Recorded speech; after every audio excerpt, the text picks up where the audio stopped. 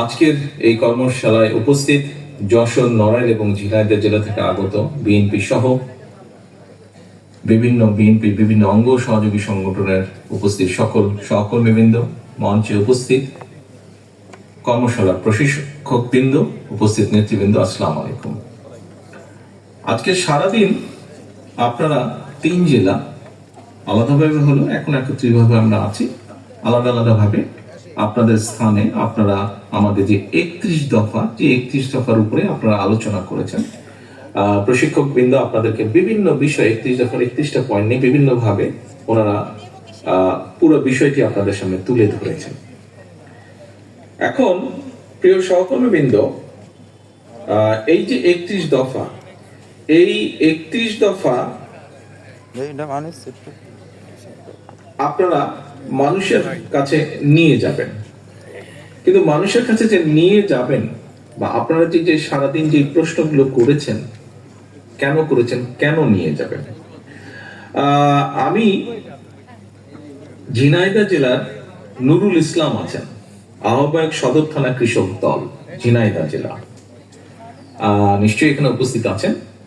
ঝিনাইদহ জেলায় মাইকটি যার কাছে আছে, ভাই মাইকটি একটু ওনার কাছে দাও, নুরুল ইসলামের কাছে, কৃষক দলের নুরুল ইসলাম, পাটরি মাইকটা ওনার কাছে দাও। ক্যামেরা যাই আছেন একটু ফোকাস। ওয়ালাইকুম আসসালাম। জি, ভালো আছেন? জি, আলহামদুলিল্লাহ। আপনি একটু আমাকে বলবেন, এই যে আপনারা সারাদিন এখানে সময় দিলেন, পরিশ্রম করলেন, এই যে বসে থেকে শুনলেন, এটাও তো পরিশ্রম একটা, অর্থ ব্যয় করে এখানে এসছেন, সকালবেলায় বাসে ট্রেনে যেভাবেই এসছেন, তো দরকার কি ছিল এটা? এই 31 দফার কি দরকার ছিল? আপনারা 1 থেকে 2 মিনিটের মধ্যে একটু আমাকে বলেন তো, সবাই আমরা শুনি, কি দরকার ছিল আজকের এই কর্মশালা করার প্রয়োজন ছিল কি কোনো? স্যার, আগামী দিনে আমাদের রাষ্ট্রনায়ক আপনি, রাষ্ট্র ক্ষমতায় আসার জন্য সারা বাংলাদেশের মানুষ যাতে সুখী শান্তিতে থাকতে পারে, পলিয়ে যাওয়া হাসিনার সরকার দেশের উপরে যে অত্যাচার করেছে, সেই অত্যাচারকে আমরা পিছনে ফেলে নতুন বাংলাদেশ গড়ার লক্ষ্যে আমরা 31 দফা মানুষের দ্বারে দ্বারে নিয়ে যাব। আর আমাদের এই যদি আমরা এই 31 দফা বাস্তবায়ন করতে পারি, তাহলে বাংলাদেশ সুখী সমৃদ্ধশালী একটা দেশ হিসেবে উঠে আসতে পারবে। এবং আমাদের কৃষক সমাজ, আমি যে প্রশ্ন আপনার কাছে করেছিলাম, যদি কৃষক বাঁচে তাহলে দেশ বাঁচবে। এই বাস্তবায়ন হলে কৃষকের লাভবান হবে এবং দেশ সামনের দিকে এগিয়ে যাবে ইনশাআল্লাহ। ধন্যবাদ। ঠিক আছে, বসেন। যশোর জেলায় কাজী আজম আছেন, যশোর জেলায় কাজী আজম আছেন,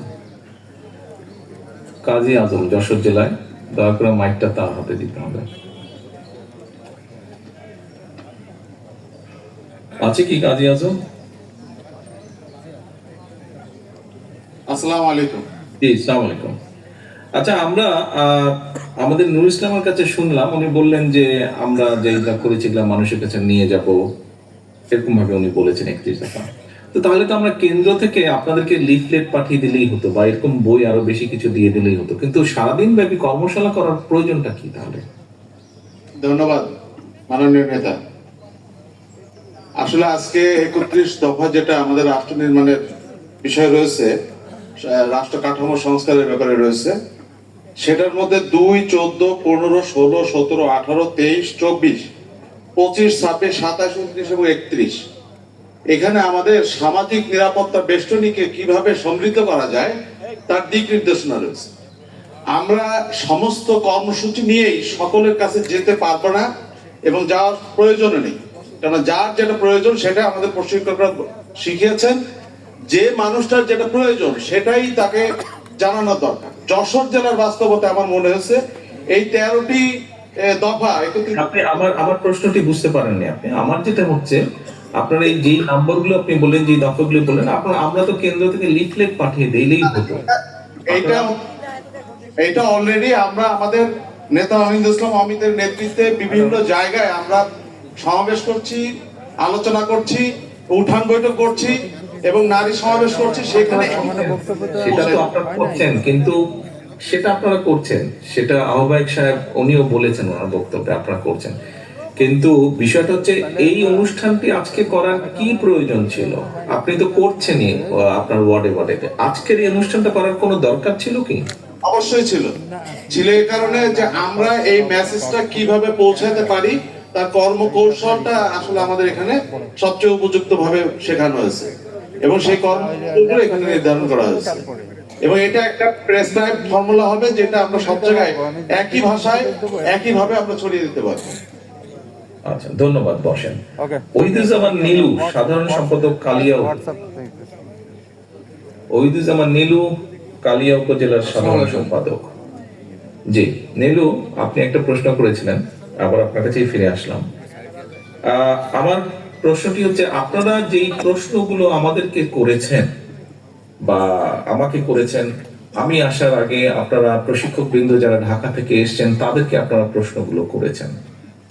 তো এখন আমার কথা হচ্ছে যে এই প্রশ্নগুলো কি শুধুমাত্র আপনাদেরই প্রশ্ন, না আপনারা এই প্রশ্নগুলো কারো কাছ থেকে জেনেছেন, কারো জিজ্ঞাসার মাধ্যমে আপনারা এই প্রশ্নগুলো করেছেন?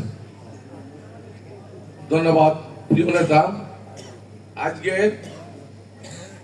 আমরা যে কর্মশালায় উপস্থিত হয়েছি, যারা আপনি আপনি এই প্রশ্ন যেগুলা নেতৃবৃন্দ আপনারা যারা প্রশ্ন করেছেন, এটা কি আপনারই প্রশ্ন, না এই প্রশ্নের পেছনে আরো মানুষ আছে?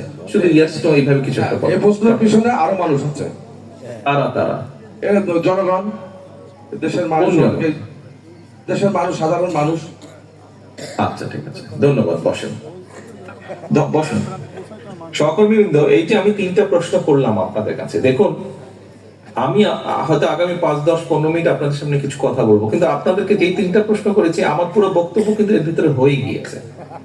কি প্রয়োজন ছিল এটি, কাদেরকে নিয়ে করা, এই আমাদের 31 দফা কাদের জন্য করা, এবং একই সাথে এই যে আপনারা যে প্রশ্ন করেছেন এটা শুধু আপনাদের প্রশ্ন না, আপনারা আসার সময় আপনাদের এলাকার মানুষ আপনাদেরকে হয়তো বলেছে, অথবা 31 দফা যখন আমরা অফিসিয়ালি লঞ্চ করেছি তারপরে আপনারা আলোচনা করেছেন, সামাজিক অনুষ্ঠানে আলোচনা করেছেন, ধর্মীয় অনুষ্ঠানে আলোচনা করেছেন, পারিবারিক অনুষ্ঠানে আপনারা আলোচনা করেছেন। আচ্ছা, বিএনপি এরকম দিয়েছে, তোমরা এটা বলো না কেন, সেটা বলো না কেন, বা এটা কি হবে? নিশ্চয়ই এই বিষয়গুলো আপনাদের মধ্যে আলোচনা হয়েছে না নেতৃবৃন্দ? ইয়েস। আমার যেটা আজকে বলার উদ্দেশ্য, আমাদের এই 31 দফা এটি বাংলাদেশের মানুষের জন্য আমরা তৈরি করেছি। হতে পারে এখানে কিছু বাদ পড়েছে, হতে পারে এখানে নতুন কিছু সংযোজন করা প্রয়োজন। সেজন্যই কিন্তু আমরা বলেছি 31 দফাটি আমরা তৈরি করেছি। প্রথমে আমরা এটি 27 দফা করেছিলাম, পরবর্তীতে আমাদের সাথে যেই দলগুলো ছিলেন আন্দোলনে তাদের পরামর্শ নিয়ে তারা তাদের পরামর্শ দিয়েছেন, 27 থেকে 31 এসছে।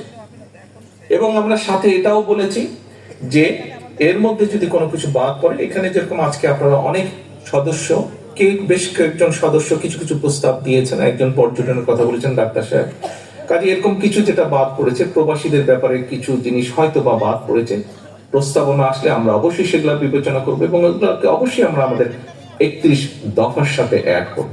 কারণ আমাদের মূল লক্ষ্য বা মূল উদ্দেশ্য হচ্ছে দেশ এবং এই দেশের মানুষের জন্য বেটার কিছু করা। আমাদের একজন মহিলা নেত্রী, উনি একজন শিক্ষিকাও অবশ্য একই সাথে, উনি বলেছেন যে ওনারা যখন গিয়েছেন, যে ফ্যামিলি কার্ড নিয়ে আমরা কথা বলেছি, কোন মহিলা হয়তো সাধারণ মানুষ তারা কিছুটা কনসার্ন এক্সপ্রেস করেছেন, হ্যাঁ আপনারা ইলেকশন আগে দিয়ে বলেন পরে করবেন কিনা। হতেই পারে, এটা হওয়াটা কারো মধ্যে সংখ্যা থাকতেই পারে, কিন্তু তারপরে উনি ওনার কনসার্নটা এখানে এক্সপ্রেস করেছেন। অর্থাৎ এই সবগুলো জনগণের পক্ষ থেকে আসা। আপনাদের প্রশ্ন, লক্ষ্য, উদ্দেশ্য একটাই, জনগণ, জনগণ এবং জনগণ। প্রিয় সহকর্মীবৃন্দ, আমি আপনাদের সামনে আজকে একটি কথা রিপিট করতে চাই, যে কথাটি আমি বেশ কিছুদিন আগে আরেকটি অনুষ্ঠানে বলেছিলাম। দেখুন, এখানে উপস্থিত প্রত্যেকটা মানুষের সাথে বিগত 15 বছর বিভিন্ন রকম অত্যাচার নির্যাতন হয়েছে, অবর্ণনীয় অত্যাচার নির্যাতন হয়েছে অনেকের সাথে। কাজেই আপনারা একটি অবর্ণনীয়, একটি অকল্পনীয় একটি অবস্থার ভিতর দিয়ে আপনারা আজ এখানে এসেছেন। আপনারা প্রত্যেকে বিএনপির পোড় খাওয়া নেতা এবং কর্মী। শুধু যে এই ঘরে যারা আছেন তা না, আপনারা অনেকে আজকে এখানে আসতে পারেননি, বিশাল অংশটাই আসতে পারেনি এখানে স্ব জেলার আপনাদের, কিন্তু পোড় খাওয়া নেতা কর্মী। আপনারা কেন এই অত্যাচার নির্যাতন সহ্য করেছেন? কেন এই যে পুড়েছেন আপনারা? অত্যাচার, নির্যাতন, জেল, জরিমানা, গায়েবী মামলা, মিথ্যা মামলা, এই যে এটার ভিতরে আপনারা পোড় খেয়েছেন, পড়েছেন। কেন করেছেন আপনারা? আপনারা করেছেন এই কারণেই, যেটি আমি বিশ্বাস করি, সেটি হচ্ছে একটি বিশ্বাস, একটি আদর্শকে ধারণ করেন বলি। কি সেই বিশ্বাস? সেই বিশ্বাসটি হচ্ছে দেশ, দেশের মানুষ, দেশের মানুষের গণতান্ত্রিক অধিকার, দেশের সর্বোপরি দেশের মানুষের অধিকারকে প্রতিষ্ঠিত করার জন্য। এটিতে আপনারা বিশ্বাস করেন। কাজেই নেতৃবৃন্দ, যেহেতু আমরা দেশের মানুষের রাজনৈতিক এবং অর্থনৈতিক অধিকার প্রতিষ্ঠার জন্য সংগ্রাম করেছি, যেহেতু আমরা দেশের মানুষের বাক স্বাধীনতা অধিকারের জন্য প্রতিষ্ঠা করার জন্য আমরা সংগ্রাম করেছি, কাজেই আজকে কিন্তু আমাদের দায়িত্ব অনেক বেশি। আজকে আমাদের দায়িত্ব অনেক বেশি। আপনারা নিজেরাই বলেন, আপনাদের মধ্যে থেকে একজন বলেছেন, আমি ওভারঅল কথা ধরে নিচ্ছি, এবং আপনারা যখন সকালে এসেছেন, হয়তো আপনাদের অনেকেই, আপনাদের পরিবার হোক, আত্মীয় স্বজন, বন্ধু বান্ধব, পরিচিত জন অনেকেই বলেছেন, এই সুযোগ পেলে তুমি এই কথাটি জিজ্ঞেস করবে বা এই বিষয়টি তুমি তুলে ধরবে। নিশ্চয়ই হয়েছে, অনেকের সাথে, সবার সাথে নয়, হয়েছে না ভাই? আপনাদের অনেকের সাথে বলেছে, কেউ না কেউ বলেছে যে ভাই তুমি সুযোগ পেলে এই কথাটি বলবে। তার মানে এই যে জনগণ আপনাদেরকে বলেছে, যারা বলেছে তারা তো পাবলিকেরই অংশ, জনগণের অংশ। কেন বলেছে? এ কারণেই বলেছে, জনগণ বিশ্বাস করে, জনগণের একটি বিশাল অংশ, বিপুল অংশ বিশ্বাস করে যে সামনের দিনে যদি ভালো কিছু হয়, ভালো কিছু পারে করা সম্ভব হয়, সেটি বিএনপির নেতৃত্বেই হবে, সেটি বিএনপির নেতৃত্বেই হবে। আমরা স্বাধীনতা সংগ্রামের কথাও যদি বিবেচনা করি, সেই সময়কার যদি দেখি, আমাদের নেতা শহীদ রাষ্ট্রপতি জিয়া রহমান স্বাধীনতা যুদ্ধের ডাক দিয়েছেন। কেউ অসত্যকে অস্বীকার করতে পারবেন না। এবং শুধু যুদ্ধের ডাক দিয়ে উনি বসে থাকেননি, বরং মুক্তিযোদ্ধাদেরকে সংগঠিত করেছেন, অস্ত্র হাতে যুদ্ধ করেছেন। পরবর্তীতে যখন দেশের মানুষ তাকে দায়িত্ব দিয়েছে দেশ গঠনের, কোদাল হাতে উনি শ্রমিকের পাশে, কৃষকের পাশে থেকে কাজ করেছেন, খাল খনন করেছেন, দেশের খাদ্য উৎপাদন বৃদ্ধি করেছেন। প্রিয় সহকর্মীবৃন্দ, অপরপক্ষে আমরা কি দেখেছি? আমরা দেখেছি কোন রাজনৈতিক দলের কে আমরা দেখেছি ৭১ সাল যদি আমরা বিবেচনা করি, আমরা দেখেছি তারা কিভাবে এদেশের মানুষকে যুদ্ধের মুখে ঠেলে দিয়ে, যুদ্ধকে সঠিকভাবে সংগঠিত না করে বর্ডার ক্রস করে অন্য জায়গায় চলে গিয়েছে। আবার কাউকে কাউকে আমরা দেখেছি সরাসরি এই দেশের মানুষের সবচাইতে বড় অর্জন, যতদিন পৃথিবী থাকবে, যতদিন বাংলাদেশ থাকবে, এই বাংলাদেশের সবচাইতে বড় অর্জন, বাংলাদেশের মানুষের সবচাইতে বড় অর্জন বাংলাদেশের স্বাধীনতা যুদ্ধ। আমরা কাউকে কাউকে দেখেছি সেই স্বাধীনতা যুদ্ধের বিরোধিতা করতে। প্রিয় সহকর্মীবৃন্দ, আমরা হাদিসে দেখেছি দেশ প্রেম ঈমানের অঙ্গ। সেটি দেশের মাটিকে রক্ষা করা, দেশের মানুষের অধিকারকে রক্ষা করা, দেশের মানুষের অধিকারকে প্রতিষ্ঠিত করা, সবকিছুই এই ঈমানের মধ্যে পড়ে, দেশ প্রেমের ভিতরে পড়ে। আমরা দেখেছি বিএনপির ক্ষেত্রে, আমরা দেখেছি বিএনপির প্রতিষ্ঠাতা শহীদ রাষ্ট্রপতি রহমান যুদ্ধ করেছেন। পরবর্তীতে যখন উনি দেশের মানুষের দ্বারা উনি দায়িত্ব পেয়েছেন, দেশের মানুষের মাধ্যমে দায়িত্ব পেয়েছেন, তখন আমরা দেখেছি যে মানুষকে সংগঠিত করে কিভাবে দেশ গঠনে উনি ভূমিকা রেখেছেন। পরবর্তীতে আমরা দেখেছি দেশে যখন আবার স্বৈরাচার কাঁধে চেপে বসেছে, দেশের মানুষকে নিয়ে দেশনেত্রী খালেদা জিয়া কিভাবে উনি রাজপথে থেকে সংগ্রাম করেছেন এবং দেশের মানুষ তার প্রতিদান দিয়েছে। 1991 সালে দেশের মানুষ ভোটের মাধ্যমে বিএনপিকে দায়িত্ব দিয়েছে দেশ পরিচালনার জন্য। কাজে আমরা যদি দেখি, প্রিয় সহকর্মীবৃন্দ, প্রতিটা মুহূর্তে, দেশের সংকটকালীন মুহূর্তে বিএনপি এসে দাঁড়িয়েছে। দেশের মানুষ বিএনপির উপরে আস্থা রেখেছে। দেশের মানুষ চেয়েছে যে ঠিক আছে, যেহেতু বিএনপির উপরে আস্থা রাখা যায়, বিএনপিকে আমরা দায়িত্ব দিই। যখনই একটি নিরপেক্ষ নির্বাচন হয়েছে, কম বেশি প্রায় সকল নিরপেক্ষ নির্বাচনে যা দেশে এবং বিদেশে স্বীকৃতি লাভ করেছে, একটি নিরপেক্ষ নির্বাচন হিসেবে সেই নির্বাচনের মাধ্যমে প্রতিবার বিএনপি দেশ পরিচালনার সুযোগ পেয়েছে। দেশের মানুষ বিএনপিকে সেই সুযোগ দিয়েছে।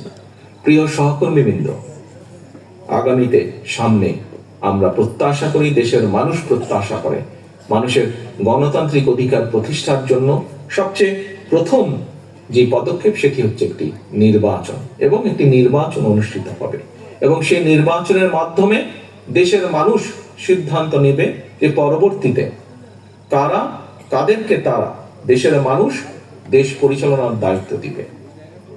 আমরা বিভিন্ন আলোচনায় দেখি, বিভিন্ন জ্ঞানী গুণী ব্যক্তির, বিভিন্ন বিশিষ্ট জনের আলোচনায় আমরা দেখি, কম বেশি প্রত্যেক মানুষ তাদের বক্তব্যে তুলে ধরেন যে আগামী দিনে বাংলাদেশ জাতীয়তাবাদী দল বিএনপির সবচাইতে বেশি সম্ভাবনা দেশ পরিচালনা করার, সবচাইতে বেশি সম্ভাবনা সরকার গঠন করার, ভোটের মাধ্যমে জয়ী হয়। এখন প্রিয় সহকর্মীবৃন্দ, আজকে আপনারা 31 দফা নিয়ে সারাদিন আলোচনা করেছেন। কেন আলোচনা করেছেন? খুব সংক্ষেপে বলতে হলে এই 31 দফার মাধ্যমে আমরা দেশের পরিবর্তন ঘটাতে চাই, শুভ পরিবর্তন, পজিটিভ পরিবর্তন, যেটি মানুষ প্রত্যাশা করে। এখন এই পরিবর্তনটিতে কোনো জাদু বা ম্যাজিক না যে আমরা বলবো আর হয়ে যাবে। এই পরিবর্তনের জন্য আমাদের নিজেদেরকে প্রস্তুত হতে হবে, আমাদের মন মানসিকতার পরিবর্তন ঘটাতে হবে। প্রথমে যদি মন মানসিকতার পরিবর্তন ঘটাতে হয়, তাহলে সেইভাবে আমাদের নিজেদেরকে প্রস্তুত করতে হবে। একটু আগে আমি বলেছি, আপনারা প্রত্যেকে এখানে দেখেছেন, আমি যদি একটি বিষয়কে উদাহরণ হিসেবে নিয়ে আসি, যে আমাদের একজন সহকর্মী, একজন শিক্ষিকা, আমাদের দলের একজন নেত্রী বলেছেন, উনি যখন বিভিন্ন উঠান বৈঠকে গিয়েছেন, বলেছেন অনেক মহিলা খুশি হয়েছে ফ্যামিলি কার্ডের কথা শুনে। আবার কেউ কেউ প্রশ্ন করেছে, সত্যি আপনারা করবেন তো? প্রিয় সহকর্মীবৃন্দ, আজকে আপনারা যারা এখানে আপনার সামনে বসে আছেন, আপনারা সহ আরো যারা আমাদের লক্ষ লক্ষ নেতাকর্মী আছে, বিএনপির নেতাকর্মী আছে, এই সকল মানুষকে আজকে এই দায়িত্বটি নিতে হবে। আমাদের বিরুদ্ধে বিভ্রান্তি ছড়ানোর জন্য বহু মহল কিন্তু তৈরি হচ্ছে। আপনারা পোড় খাওয়া রাজনীতিবিদ, আপনাদের বুঝতে বিন্দুমাত্র অসুবিধা হওয়ার কোনো কারণ নেই। বিএনপির বিরুদ্ধে বিভিন্ন মহল বিভিন্ন ভাবে কিন্তু তৈরি হচ্ছে, প্রোপাগান্ডা ছড়াচ্ছে। এরই মধ্যে আমরা সেগুলো দেখতে পাচ্ছি। প্রোপাগান্ডা ছড়াচ্ছে, শত্রুপক্ষ বলেন বা প্রতিপক্ষ বলেন, সেগুলো তারা করবেই, দেশের ভিতরে বাইরে সেটি তারা করবে, আমরা সেটিকে ফেস করব। কিন্তু সবচেয়ে ইম্পর্টেন্ট বিষয় হচ্ছে ওই যেই মানুষগুলো, কিছু কিছু মানুষ জিজ্ঞেস করছেন যে সত্যিই তোমরা করবা তো? এটি একটি আস্থার বিষয়। এখানে একজন প্রশ্নকর্তা ব্যাংকিং বিষয় নিয়ে বলেছেন, আমি তখন বলেছি যে ব্যাংক এমন একটা বিষয়, আস্থাটা ধীরে ধীরে গড়ে তুলতে, অর্থনৈতিক বিষয়, ঠিক ভোটের বিষয়টা এরকম, আস্থাটা ধীরে ধীরে গড়ে তুলতে হয়। সহকর্মীবৃন্দ, এই আস্থা ধরে রাখার দায়িত্ব কিন্তু জনগণের না। এই আস্থা, আমাদের প্রতি জনগণের আস্থা ধরে রাখার দায়িত্ব কিন্তু আমার, আপনার, আমাদের উপস্থিত সকলের, যারা উপস্থিত নেই, যার গায়ে একবার স্থির লেগেছে বিএনপি, সেরকম প্রতিটি নেতাকর্মীর দায়িত্ব হচ্ছে এই আস্থাকে ধরে রাখা, এই আস্থাকে ধরে রাখা। আমি জানি আমি যে প্রশ্নটি এখন করব তার প্রত্যুত্তরে আপনারা সবাই হাত তুলবেন, কিন্তু আপনাদের প্রত্যেককে আমি বলবো, হাতটা তোলার আগে 2 সেকেন্ডের জন্য চিন্তা করে নেবেন যে প্রকৃতভাবে আপনি বিশ্বাস করেন কিনা। যদি আপনি বিন্দুমাত্র বিশ্বাসের চিড় থাকে, দয়া করে হাত তুলবেন না। আর যদি 100% বিশ্বাস করেন, অনলি দেন আপনি হাতটা তুলবেন। আমার প্রশ্নটি হচ্ছে, আপনারা কি সত্যিকার ভাবে দৃঢ়ভাবে বিশ্বাস করেন এই 31 দফা বাস্তবায়নের মাধ্যমে আমরা কিছু হলেও দেশের মানুষের ভাগ্যের পরিবর্তন করতে সক্ষম হব? আপনারা কি দৃঢ়ভাবে এটি বিশ্বাস করেন? যদি যারা যারা বিশ্বাস করেন হাত তুলেন। ধন্যবাদ। আমি দেখতে পাচ্ছি প্রায় প্রত্যেকে হাত তুলেছেন। প্রিয় সহকর্মীবৃন্দ, দেখুন, আমি একটু আগে একটি কথা বলেছি যে মানসিক অবস্থার পরিবর্তন করতে হবে। আমাদেরকে দৃঢ়ভাবে বিশ্বাস করতে হবে যে আমরা পারবো, আমরা করব। যদি আমরা পারি, যদি আমরা করতেই চাই, আসুন নিজেদেরকে আমরা সেভাবে প্রস্তুত করি। আমরা যদি এইরকম 100টা কর্মশালাও করি প্রতিদিন, তাহলেও কিছু হবে না। তখনই হবে যখন আমরা নিজেদেরকে একটু হলেও পরিবর্তন করতে পারবো। ওই যে জনগণের আস্থা ধরে রাখার জন্য আপনাদেরকে আমি বলছি, সেই আস্থা ধরে রাখার জন্য যদি আমরা উদ্যোগ নেই এবং জনগণ যদি এটা দেখতে পায় যে হ্যাঁ, বিএনপি অন্তত উদ্যোগ নিয়েছে, বিএনপি যা বলছে, পারবে কি পারবে না সেটা হচ্ছে পরের ব্যাপার, কিন্তু অন্তত বিএনপি উদ্যোগ নিয়েছে, বিএনপি নিজেকে সেভাবে তৈরি করছে, বিএনপি নেতাকর্মীরা নিজেদেরকে তৈরি করছে সেভাবে, তাহলেও আমি বিশ্বাস করি ব্যক্তিগতভাবে জনগণ আমাদের উপরে বিশ্বাস করবে, আস্থা রাখবে। কিন্তু সেজন্য আমাদের নিজেদেরকে তৈরি হতে হবে, আমাদেরকে সেভাবে নিজেদেরকে প্রস্তুত করতে হবে। প্রিয় সহকর্মীবৃন্দ, সামনের পথ, প্রতিবার আমি প্রতিদিন একই কথা বলছি, সামনের পথ কিন্তু মোটেও মসৃণ না, সামনের পথ মোটেও মসৃণ না। একটু আগেই বলেছি, বিভিন্ন মহল ষড়যন্ত্র তো করছে। আপনারা দেখেছেন অন্তর্বর্তীকালীন সরকারের যারা বিশেষ করে সরকার প্রধান আছে ডক্টর ইউনূস, উনিও কিন্তু বলেছেন যে অর্থনৈতিক অবস্থা কি অবস্থায় রেখে গিয়েছে পলাতক স্বৈরাচার, চুরি দুর্নীতি লুটপাট করে সব সাফা করে দিয়ে গিয়েছে। আপনারা প্রত্যেকেই জানেন, আপনারা প্রত্যেকেই ভুক্তভোগী। কি বিষয় সেটি? বিচার ব্যবস্থা বলেন, প্রশাসন বলেন, পুলিশের প্রশাসন ব্যবস্থা বলেন, সবকিছু ভেঙে চুরে রাষ্ট্রের প্রত্যেকটি প্রতিষ্ঠানকে ভেঙে চুরে ধ্বংস করে দিয়েছে। কাজেই যারাই দায়িত্ব পাক আগামী দিনে, সেই দলটির বা যারা দায়িত্ব পাবে তাদের অত্যন্ত কষ্ট হবে। কিন্তু এই কষ্ট আমরা তখনই হাসি মুখে, এই কষ্টকে আমরা সহজ করে নিতে পারবো আমরা যদি সকলে ঐক্যবদ্ধ থাকি।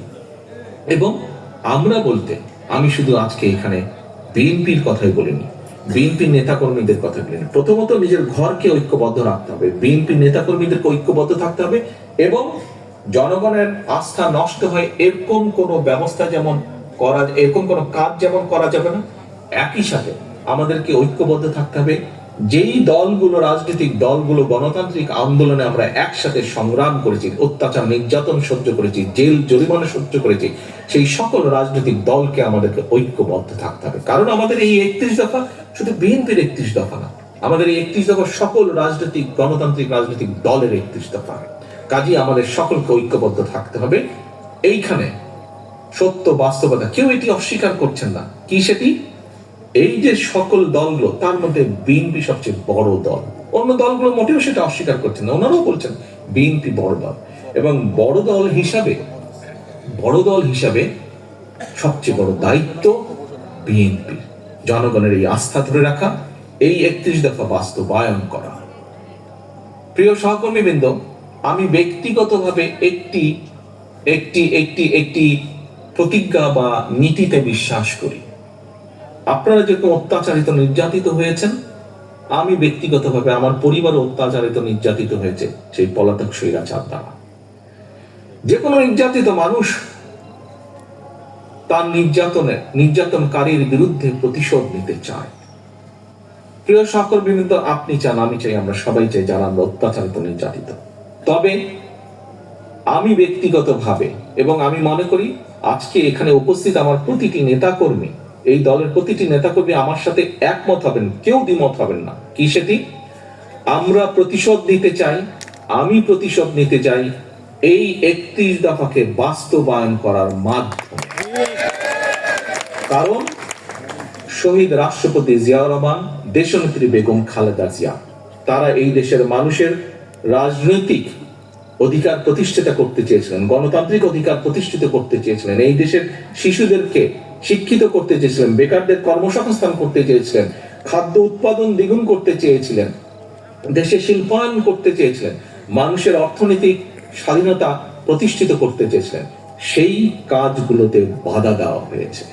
প্রিয় সহকর্মীবৃন্দ, আমি মনে করি বাংলাদেশ জাতীয়তাবাদী দলের প্রত্যেকটি নেতাকর্মীর প্রতিশোধ সেদিনই সফল হবে যেদিন বাংলাদেশের মাটিতে আমরা বাংলাদেশের মানুষের জন্য এই 31 দফাকে বাস্তবায়ন করতে সক্ষম হব। একমাত্র সেদিনই আমরা অগণতান্ত্রিক যে অশুভ শক্তি যারা বাংলাদেশকে দাবিয়ে রাখতে চায়, তাদের বিরুদ্ধে আমাদের প্রতিশোধ সফল হবে। যেদিন আমরা 31 দফার বাস্তবায়ন কার্যক্রম শুরু করব, এবং এটি একটি চলমান প্রক্রিয়া থাকবে, আমরা ভালো থেকে ভালো করতে সক্ষম হব, সেদিনই আমরা প্রতিশোধ গ্রহণে সক্ষম হব। আমি প্রতিশোধ বলতে তাই বুঝি। বাস্তবায়ন অফ 31 দফা। প্রিয় সহকর্মীবৃন্দ, আসুন আজকের এই কর্মশালায় আমরা প্রত্যেকটি মানুষ প্রতিজ্ঞা করি, শপথ করি, যে কোনো মূল্যে বাংলাদেশের মানুষের আস্থা আমাদেরকে ধরে রাখতে হবে। আস্থা ধরে রাখার দায়িত্ব আমাদের। বিএনপি সবচেয়ে বড় রাজনৈতিক দল, তার যে যুগপৎ আন্দোলনের যে দলগুলো তার মধ্যে সবচেয়ে বড় রাজনৈতিক দল। অন্যরা আমাদেরকে সহযোগিতা করবেন, কিন্তু দায়িত্ব সবচেয়ে বেশি আমাদের। দায়িত্ব আপনার, দায়িত্ব আপনাদের সকলের। এই দেশকে রক্ষা করা, দেশের সার্বভৌমত্ব রক্ষা করা, দেশের মানুষের রাজনৈতিক এবং অর্থনৈতিককে প্রতিষ্ঠিত করা, রক্ষা করার দায়িত্ব। আসুন সেটিই হোক আজকের আমাদের কর্মশালার শপথ, সেটিই হোক আমাদের আজকের এই কর্মশালার প্রতিজ্ঞা।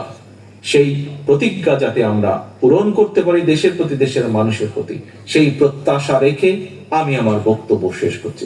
আল্লাহ হাফেজ। বাংলাদেশ জিন্দাবাদ। বাংলাদেশ জাতীয়তাবাদী দল জিন্দাবাদ।